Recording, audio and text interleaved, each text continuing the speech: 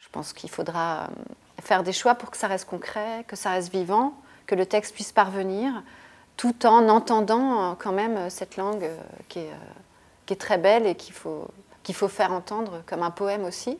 C'est de trouver le juste équilibre entre le poème, le concret et le vivant.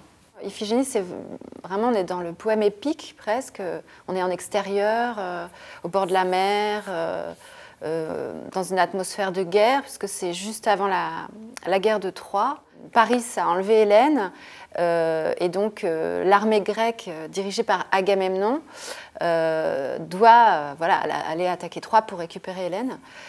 Mais ils sont coincés sur la plage en Grèce, en Olide, donc vraiment ils ne peuvent pas partir parce qu'il n'y a pas de vent.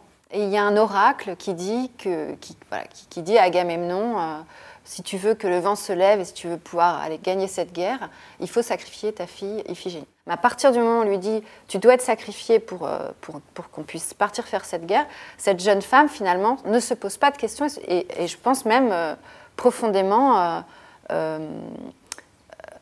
veut devenir cette héroïne et se sacrifier pour son pays.